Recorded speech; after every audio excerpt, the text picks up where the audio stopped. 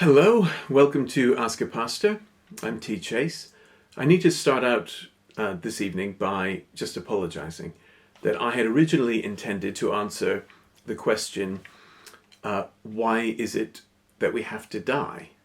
That was a question I was going to answer this evening. And that's obviously a very big question, one that I've been working on writing an answer to for a few weeks. But I have been, these last few days, pretty poorly. I'm still not feeling terribly great right now. And so the work that I had meant to do to finish up answering that question, I simply haven't had the chance to do. And it's a big enough, important enough question that I don't want to give a half-ready response. So I'm not going to look at that tonight. We'll put that off until next week. And God willing, I will finally be able to answer that next week.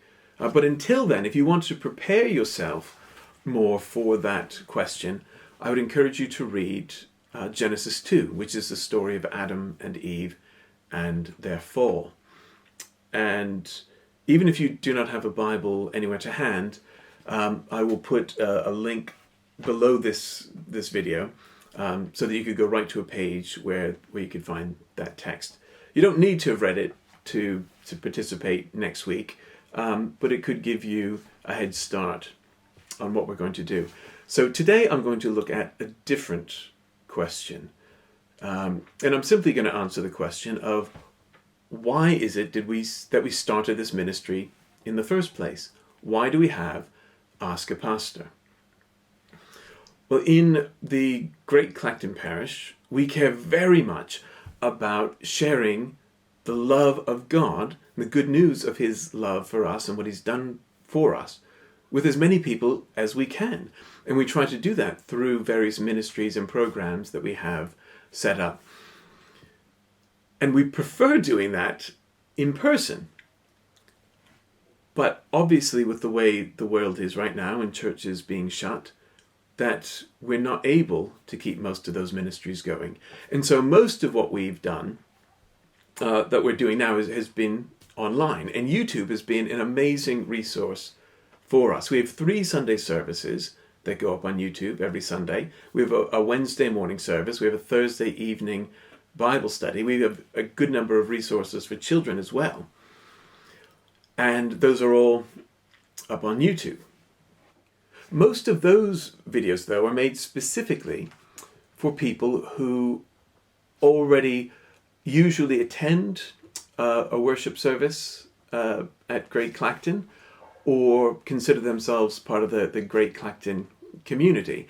And we wanted to also offer something to those of you that might want to find out more about faith, more about God, but aren't ready to dive in yet to watching a full worship service.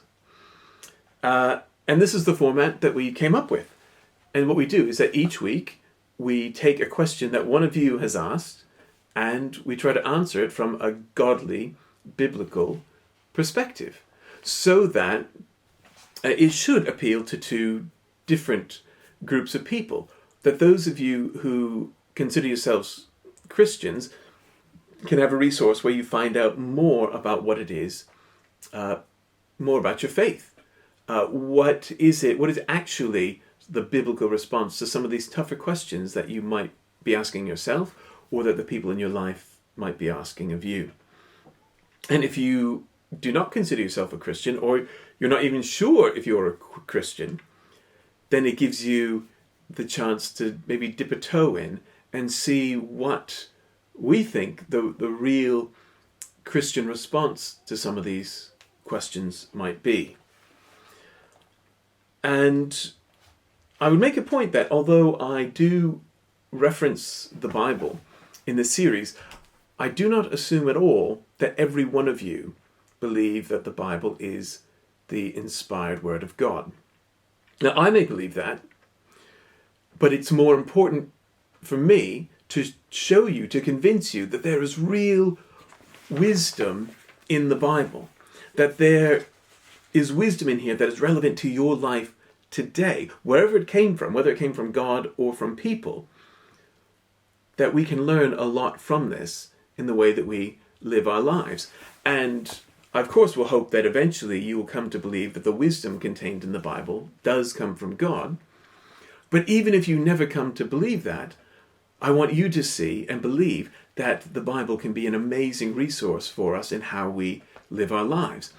And that's why a few weeks ago, when I looked at how we respond to grief, I looked at how Jesus responded to grief, but I only looked at how he responded to grief as a human.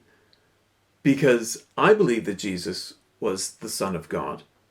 But if you don't believe that, if you believe that he was just a man, then you can still take his response to grief as a model for your own response to grief, because he was a human, and so modeling his human response can help us.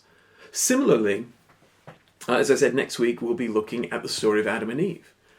And even if you do not believe in Adam and Eve, if you do not believe that they were real people, if you do not believe that this story is literally true, that what I hope to show you next week is that even if you don't believe that their story, what the Bible tells us through their story, has a great deal of wisdom when it comes to understanding our own role in creation and our role in how things happen in the world. But we'll come back to that obviously next week. So the goal of Ask a Pastor is that it will be a resource both for Christians who are looking to deepen their understanding of God, and for people that it'll be a starting point for people who aren't even sure if they believe in God or not. And of course, we hope to appeal to anyone in between those two extremes. So, whoever you are, I hope that you'll find these videos helpful. And if you do find them helpful, then I ask a favor of you. If you find them helpful, share them with someone else. Because if they're helpful to you, they're probably going to be helpful to someone else as well.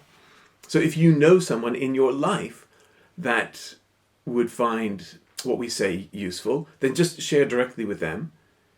If you find it useful, but you're not sure who in your life might also find it helpful, one thing you could do, very easy thing, is just on whatever video you found the most helpful, click the little like button below the video. Because what that does is it helps people like you, people you don't even know, but people like you, to find these videos on YouTube. And then finally, the one thing that any of you can do that would help us up and help us out, and I hope help you out as well, would be that if you have any sort of question, ask that question. We've got a good number of questions lined up for the next month or so, but we're always going to need questions to carry on with this ministry. And if you're happy for the world to know what your question is and who's asking it, then you can leave a question in the comments below this video. But if you'd rather be more anonymous in asking the question, then you can just write an email to the email that you see here on the screen, and no one will know that it came from you except for us, and we won't share that with anyone if you don't want us to. So I hope this has been helpful in understanding why it is that we do this series, and I do hope that you are finding this series helpful. We'll be back next week, and God willing, everything will be back on track. Until then, I do wish you a blessed week. Take care.